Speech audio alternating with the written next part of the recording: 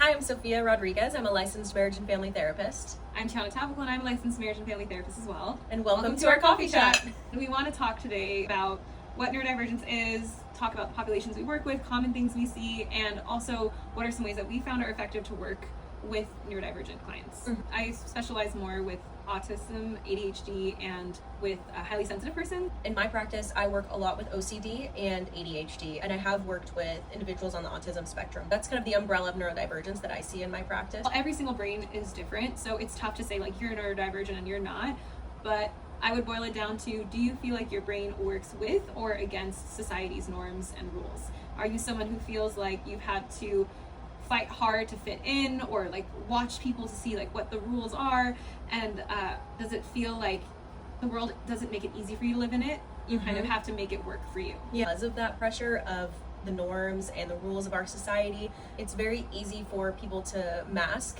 ADHD and autism is very underdiagnosed in women because it is more of this internal experience. Women can be really good at masking a lot of their experience and a lot of their symptoms. And masking, just to define it too, is when you're trying to fit in, and so you take on the traits that you think you need to have for people to like you or to go unnoticed. And it usually takes a lot of energy from you. You may not even know that you're doing it, but you might end a lot of your days just feeling exhausted because you're not being your true self. And like it might take more energy to do the little things like make eye contact while we're talking, to sit still, or to focus, to not interrupt. Those types of things that maybe for someone who's neurotypical might feel easy.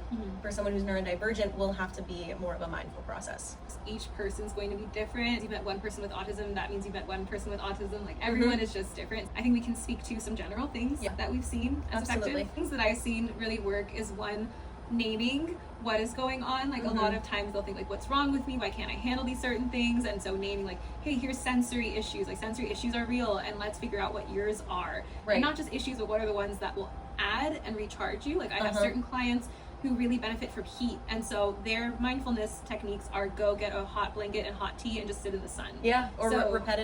Repetitive movement can be incredibly soothing to someone who has ADHD or someone who has autism, and it can really help with focus and productivity. So even just fidgeting or even tapping or any type of repetitive movement can be really good for your nervous system. Absolutely. And so when we name it, we're helping to show there's nothing wrong with you for having these needs or getting overwhelmed by certain things or liking certain things. That's just part of having that kind of a nervous system and brain. And so I found naming help. It's just everybody's unique individual experience. Neurotypical and neurodivergent individuals alike have to figure out what works for them.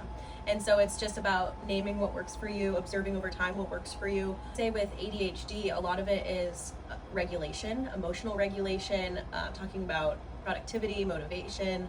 And for OCD, it's important to just psychoeducate a lot on what are intrusive thoughts, what does obsessive thinking look like, what are compulsions. And I've recently started incorporating exposure response prevention, ERP, into my practice, which is an OCD treatment. It's aimed to expose clients who experience OCD to those disturbing thoughts, images, or urges, and teach them that we are not our thoughts. We are not everything that we think. We're not going to do everything that we think.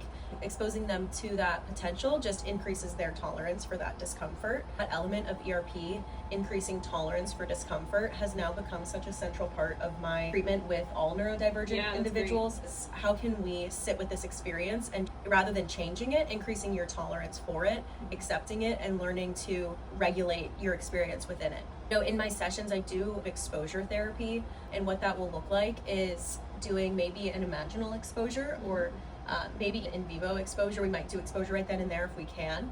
But what I've been doing with clients is writing out a narrative or a script for clients who have OCD, talking about what is this obsessive thought that you're having. Let's go down that route of what would it be like for you to do it and to perform it, or for this to actually happen to you. And in just entertaining the idea, we're not engaging in reassurance seeking, we're not engaging in a compulsion that alleviates that discomfort. We're just sitting with the discomfort, is asking clients, what do you do to alleviate that discomfort? Instead, just sitting with that experience and add some healthier coping skills, help regulate your emotional experience when you're uncomfortable. That's a great point, that can be applied across all populations in some way, because there's just different things. Like with ADHD, for example, there's a lot of seeking highs, like seeking feeling, and so you might get coffee, like a lot of coffee, or a lot of different types of like drug use sometimes, or video games are really common. Yeah. And so it's not taking away the things that bring you joy, but how do we make moderation, or things that are going to more be aligned with how you want to live your life. Or for highly sensitive people, that means you're someone who absorbs a lot of feelings. Like you might have to be careful what kinds of movies you watch, the people you're around. You step into a room, you feel all the energy, it gets overwhelming.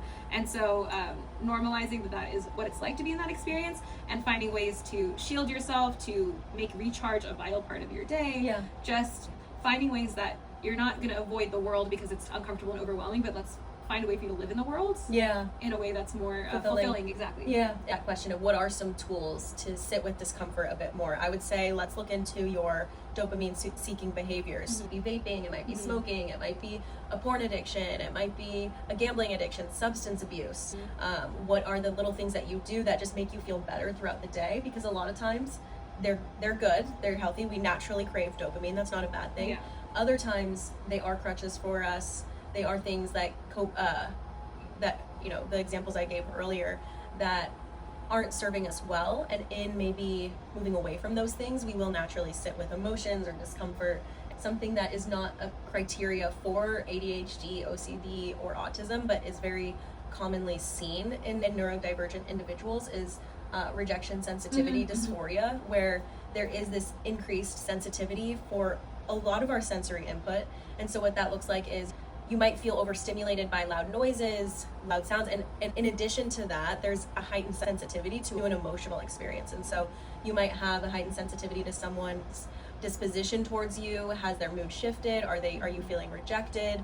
Are you feeling abandoned in any way? So there might be just more sensitivity to how others are feeling towards you. Yeah, and then knowing that is what's happening is helpful. So helpful. Yeah, Why am I feeling so sensitive? Why is this reaction so disproportionate to what is happening? Well, just naming that experience can be so validating. The more we can learn about ourselves, find what works for us in a customized way, the better our lives will be. And that's what therapists are also great for, because we have our coping tools we already know, and then we can make a unique blend just for you. If any of this resonated with you, there's a lot of neurodivergent affirming therapists out there who are happy to support you on your journey and to speak more to any of these things. Yeah, absolutely. You have us, you have others. Looking for people who talk about neurodivergence is really helpful. Like that's how you can kind of know. And there's a lot of great resources out there to support you. Yeah, and that's the end of our chat. Yeah.